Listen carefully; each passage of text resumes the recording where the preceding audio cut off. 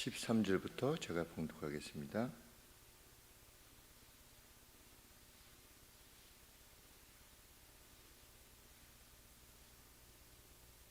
야고보서 5장 13절입니다. 너희 중에 고난 당한 자가 있느냐? 저는 기도할 것이요 즐거워하는 자가 있느냐? 저는 찬송할지니라. 너희 중에 병든 자가 있느냐? 저는 교회의 장로들을 청할 것이요 그들은 주의 이름으로 기름을 바라며 위하여 기도할지니라. 믿음의 기도는 병든 자를 구원하리니 주께서 저를 일으키시리라. 혹시 죄를 범하였을지라도 사하심을 얻으리라. 이러므로 너희 죄를 서로 구하며 병 낫기를 위하여 서로 기도하라. 의인의 강구는 역사하는 힘이 많으니라. 엘리야는 우리와 성정이 같은 사람이로되 저가 비 오지 않기를 간절히 기도한즉 3년 6개월 동안 땅에 비가 아니오고 다시 기도한즉 하늘이 비를 주고 땅이 열매를 내었느니라. 아멘. 고난이 오면 기도하고 즐거움이 오면 찬송해라. 제가 이제껏 말씀을 살피는 가운데 가장 인상적인 말 중에 하나는 하나님께서는 우리를 인생이라고 하는 부패에서 결코 제외시키지 아니하신다. 기쁨도 주시고 슬픔도 주신다. 둘 다를 섞어서 주신다. 우리의 유익을 위하여 주신다. 고난이 올 수도 있고 즐거움이 올 수도 있다. 그런데 고난이 오면 기도하고 즐거움이 오면 찬송하라. 기쁨과 고난의 순간 둘 다를 하나님 안에서 해석하라, 이런 뜻입니다. 그것이 무엇이든 하나님 안에서 해석해라. 그리고 그것이 혹 죄로 인한 병듦이라 할지라도 교회 장로들을 청하여 주의 이름으로 기름을 바르며 위에서 기도하라. 사하심을 얻게 될 것이다, 이 말씀하십니다. 고난이 오면 기도하라고 그랬는데 그 기도가 그렇게 분명하게 능력을 수반하고 있다 라는 것을 성경이 가르치고 있는 겁니다. 심지어는 죄로 인한 병듦이라 할지라도 어떤 사람이 죄 때문에 벌을 받고 있어요. 그러면 당연히 벌을 받는 거지 그렇게 생각하게 되는데 그것이 아니라 어떤 사람이 분명히 앞선 죄 때문에 괴로움을 당하고 있습니다. 그런데도 기도하면 하나님께서 그 죄로 인한 병듦까지도 고쳐 주실 것이다. 기도는 이렇게 능력을 지닌 것이다, 우리 가르치는 겁니다. 1차적으로 기도의 능력은 고난받는 이들을 건질 것이며, 둘째, 병든 사람들도 낫게 할 것이며, 셋째, 심지어 죄사함도 가능케 하는 것이다. 대단한 능력을 지닌 것이라는 겁니다. 기도라고 하는 것이. 그리고 그 기도가 믿음 안에서 드려지는 기도가 되게 하라. 이게 우리를 격려합니다.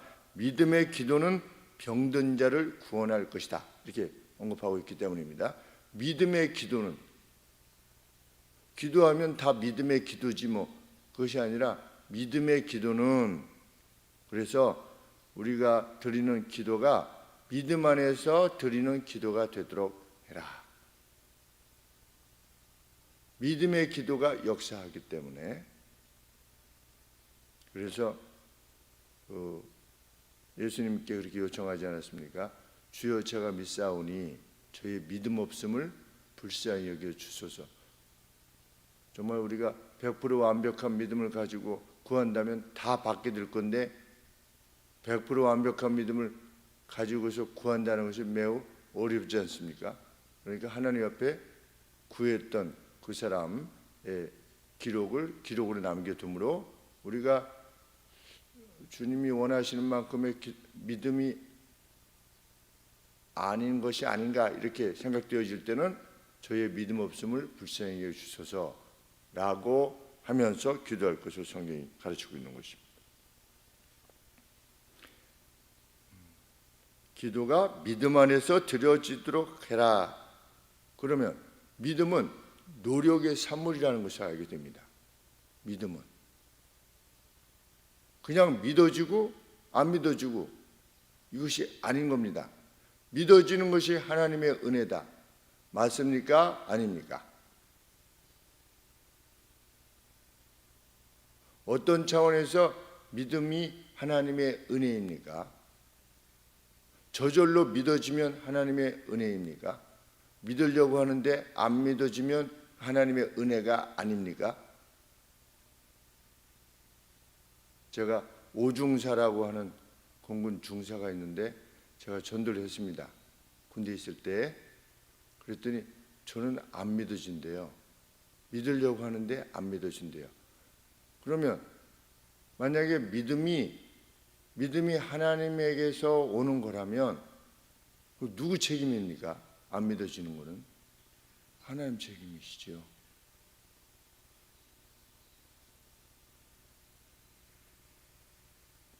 믿음이 하나님의 은혜라고 하는 말은 틀린 말이 아니지요. 왜? 하나님께서 믿음을 위한 모든 여건을 우리에게 제공하시니까. 하나님이 우리에게 가령 예를 들어서 복음이 이 땅에 오지 않으면 우리가 믿을 수가 없죠. 복음이라는 게 뭔지 모르니까. 그런 차원에서 믿음은 하나님의 은혜지요. 마치 천국 잔치를 벌여놓고 다 초청을 하시는 것처럼 잔치가 없다든지 초청이 안 됐으면 그 천국 잔치에 들어갈 수가 없는데 그 왕이 초청을 하셨기에 내가 반응할 수 있는 거죠. 그런데 어떤 사람은 믿음까지도 마치 하나님이 내게 그냥 어떤 강제로 주어지는 것처럼 하나님께서 내 마음을 이렇게 막 열어가지고 내가 그것을 받아들이게 하는 것처럼 그렇게 이해하려고 하는데 그것은 성경적인 가르침은 분명 아닙니다. 내가 밖에서 이렇게 두드리는데 누구든지 내 음성을 듣고 문을 열면 내가 그에게로 들어가 그로 더불어 먹고 그는 나로 더불어 먹게 될 것이다. 믿음의 기도는 역사하는 힘이 크다. 그럼 우리는 믿음 안에서 기도하기 위해서 애를 써야 되는 거죠. 그러니까 믿음이라고 하는 것은 노력의 산물인 겁니다. 믿고자 하는 겁니다. 나의 믿음 없음을 불쌍히 여겨 주소서. 그 말씀이 무슨 뜻입니까? 내가 거기까지 잘 안 믿어지니까 나를 도와달라고 하는 겁니다. 그렇게 하나님 앞에 간구할 때 하나님이 그 간구를 들어주시는 것이 그게 정말 은혜지요. 하나님은 안 들어주실 수도 있고 들어주실 수도 있는데 내가 간구했을 때 하나님이 반드시 들어주시겠다. 그것이 은혜지요. 그래서 믿음은 노력의 산물인 것입니다. 그리고 믿어지지 않았는데 어떻게 합니까? 라고 하는 것은 불순종일 뿐입니다.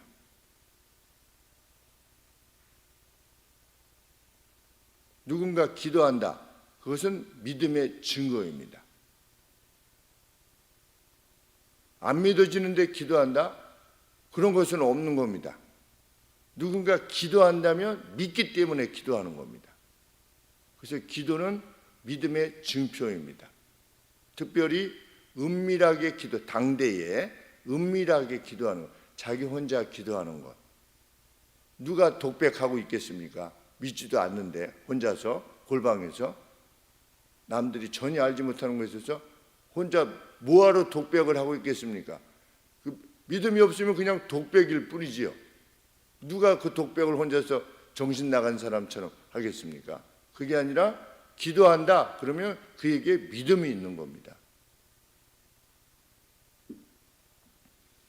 기도에 대한 또 다른 가르침은 무엇입니까?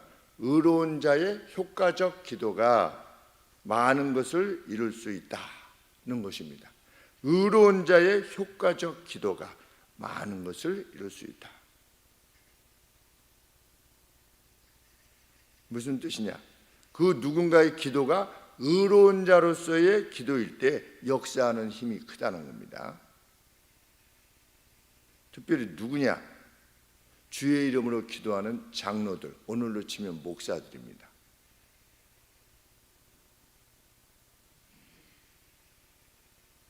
왜 장로들이 의인이냐? 의인을 장로로 세웠기 때문입니다. 누가? 교회가.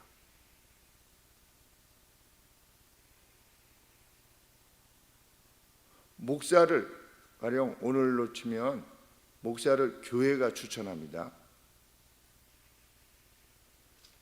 교회가 어떤 사람이 교회에서 어렸을 때부터 이렇게 자랐는데 그 사람이 우리 교회를 위해서 다음 세대의 목사가 되기를 원합니다.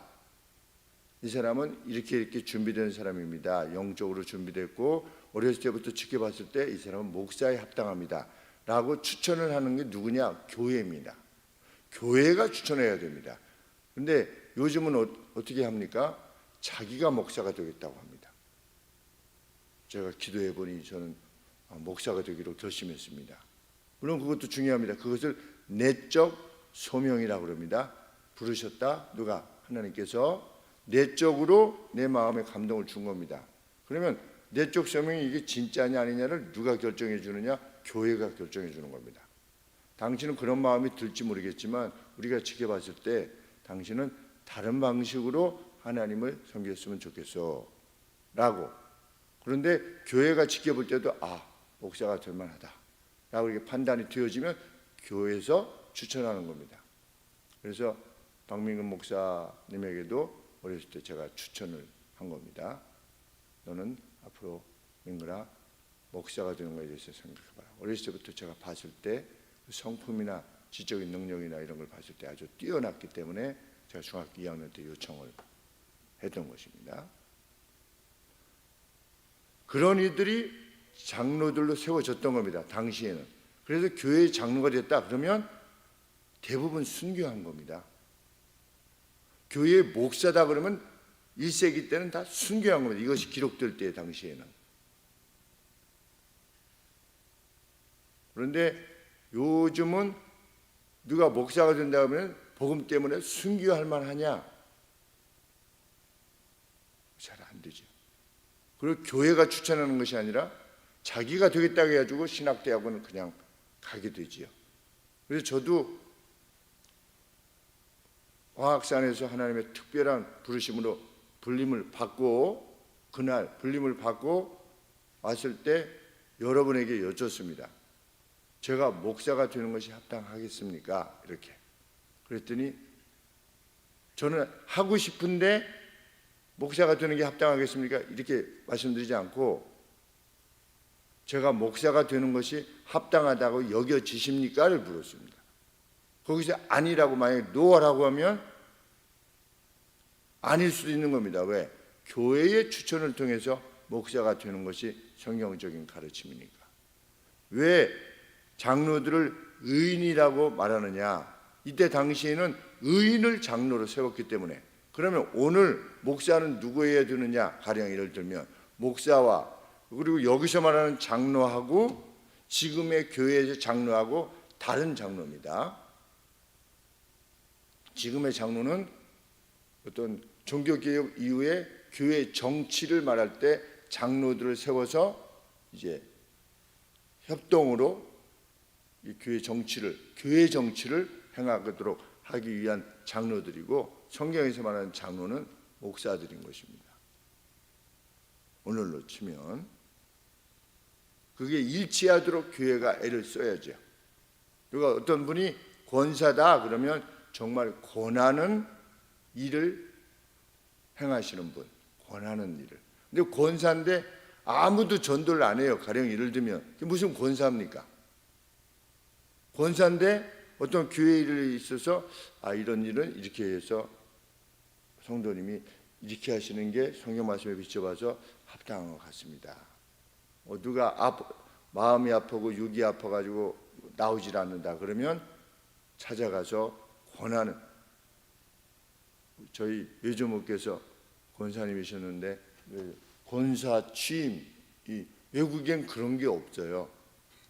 권사 취임해가지고 무슨 해가지고 막 사진 찍고 막 이런 게 없어요.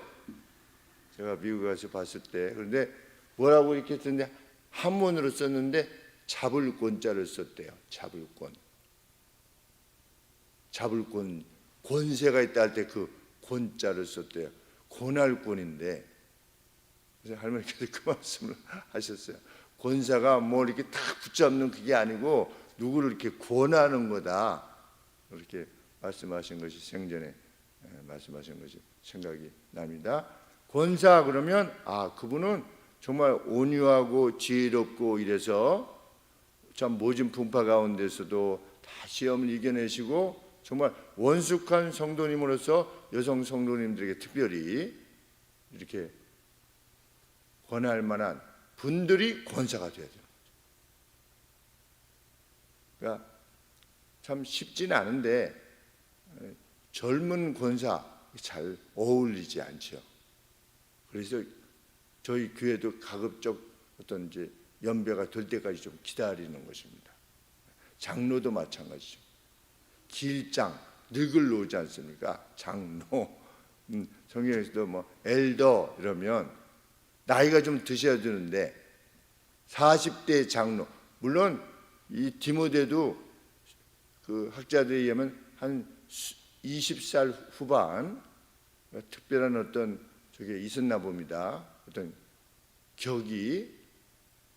그럼에도 불구하고 장로라 하면, 그래서 저희도 기다리는 거죠. 조금 기다리고 정말 교회 전적인 책임을 지는, 성도들의 형편을 살피고 성도들을 위해서 같이 죽고자 하는 그런 이들이 참으로 장로인 겁니다.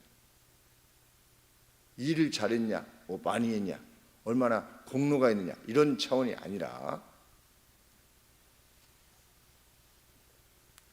그래서 어떻게 하라? 14절에 너희 중에 병든 자가 있느냐? 저는 교회의 장로들을 청할 것이요 그들은 주의 이름으로 기름을 바르며 위하여 기도할지니라.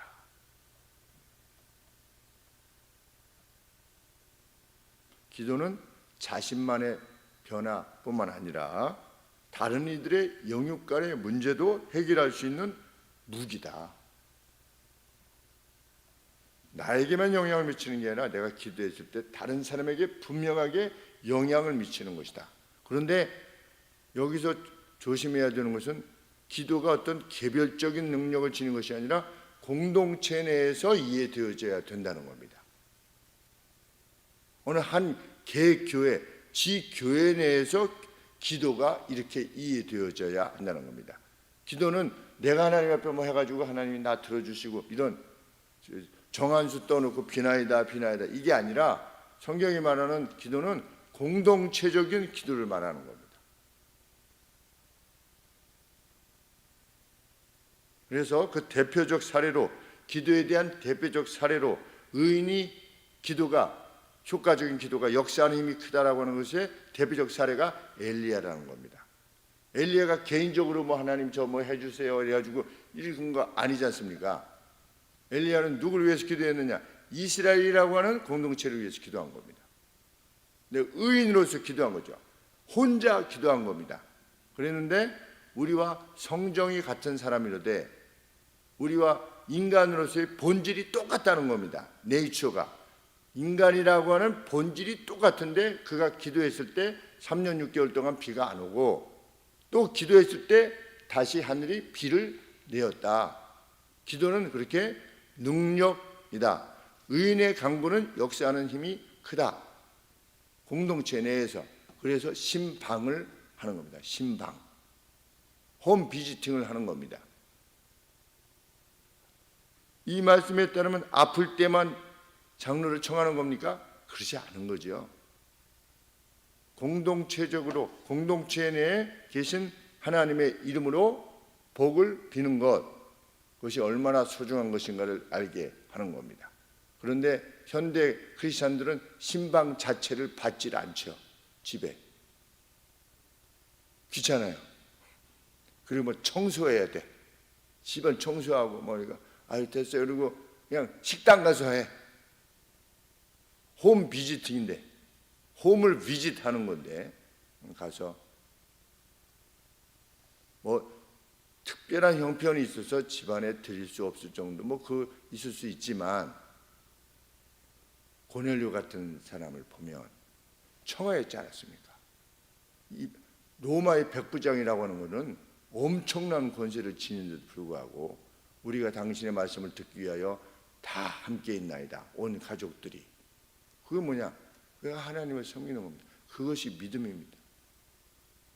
그런데 고넬료 같은, 그래서 어떤 이런 잔치가 벌어지면 그 잔치지요. 잔치의 기회일 때 먼저 받기를 원하는 겁니다. 그것은 무슨 주술적인 차원이 아니라 범신방이 시작됩니다. 그러면 제가 만일 그냥 무슨 집사였다든지 이렇게 됐을 때면 저는 제일 먼저 신청하겠어요. 제가 정말 그게 시작됩니다. 그러면 기다렸다는 듯이 그냥 시작할 것 같아요. 유원사님께서 제가 보면 늘 그러하신 것 같은데, 그래서 복을 받는 겁니다. 그래서 자녀들이 복을 받고 그 모습을 자녀들이 또 본받게 되고 또 장기적으로 보면 자녀들이 그 모습을 따라가는 겁니다. 저도 할머니와 아버지께서 하나님을 그렇게 섬기셨기에 그게 늘 돌아가셔서도 기억이 나는 겁니다. 우리 아버지와 할머니는 이렇게까지 섬기셨는데 라고 하는 것이 기억되어지는 겁니다. 믿음의 유산이 그겁니다. 천대까지 복을 줄 것이다.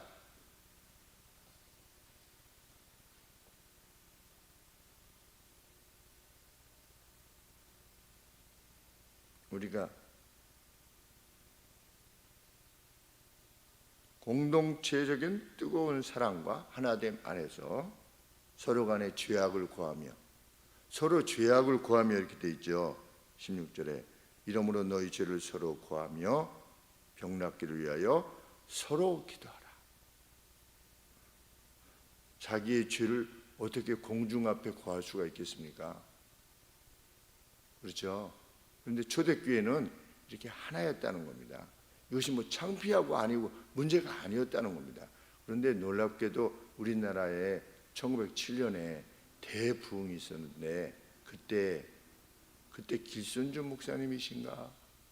아마 제가 기억하기로는 그때 장로님이셨던 것 같은데 하나님의 특별한 은혜를 받아서 교회 앞에 자기 죄를 고백한 겁니다. 내가 얼마 전에 이웃집에 소를 훔쳐가지고 내가 이렇게 했었다. 그 장로님이 그걸 고백한다는 것이에요.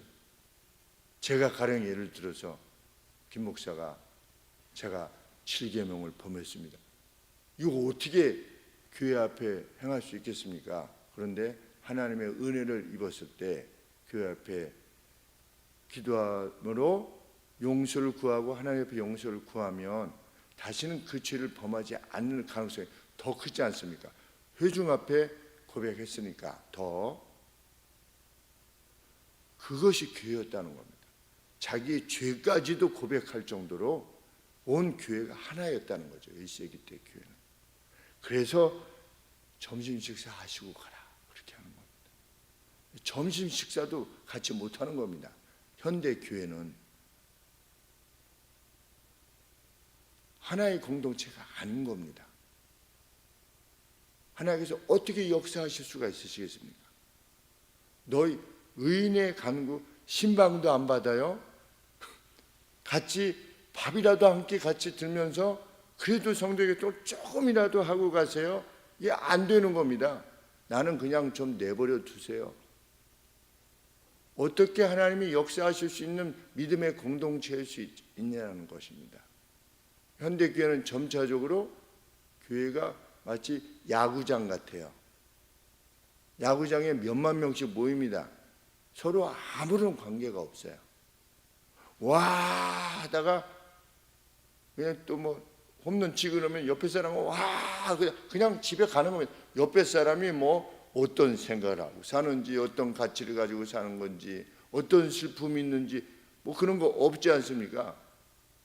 교회 와서 그냥 설교 듣고 와 1대1로 무슨 그 도사를 만나가지고 가르침 하나 받고 가는 것처럼 그 유튜브도 사실 그런 차원에서 사실 문제가 큽니다. 사실 저희도 올려놓기는 하는데 마음에 늘 그런 부담이 있습니다. 그 말씀을 듣고 공동체 내에 속해 있어야 되는데 그게 아니라 그냥 하나님과의 관계를 1대1로만 보는 겁니다. 하나님은 교회를 세우셔서 교회의 돌봄을 받도록 하셨는데 점점 멀어지고 있지요. 무슨 뭐 가나안 무슨 성도인가? 가나안이 무슨 성도입니까? 안 나간다는데 교회를 안 나가는 성도다? 불가한 일입니다. 성경의 가르침에 의하면. 우리가 정말 이 새벽에도 작은 공동체의 모습으로 보이지만 우리가 일심하여서 하나된 마음으로 뭐 이 교회를 섬기던 저 교회를 섬기던 가지 교회죠. 브랜치 교회죠. 주님이 머리가 되시는, 그래서 마음을 다해서 하나님께 기도할 때 우리 기도를 반드시 들으시겠다. 하나님의 약속입니다. 믿음 안에서 참 어려운 일들 교회적으로 이렇게 보면 참 해결하기 어려운 문제들에 대해서도 기도하고 있느라면 하나님께서 들어주셨을 때 함께 할렐루야 하게 될 것이고 그것이 우리에게 용기가 되어질 겁니다. 기도하겠습니다. 하나님 아버지, 이 믿음을 저희들에게 이미 주셨사오니 감사합니다. 주께서 반드시 들으실 것인데 하나님 그날이 되기까지 용기를 내어 믿음을 가지고 구하는 저희 되게 하시고, 특별히 교회 공동의 기도 제목을 가지고 형제들과 자매들을 위하여 기도할 때 속히 응답하여 주사 저희 마음의 기쁨이 넘치게 하여 주옵소서. 예수님의 이름으로 기도합나이다. 아멘.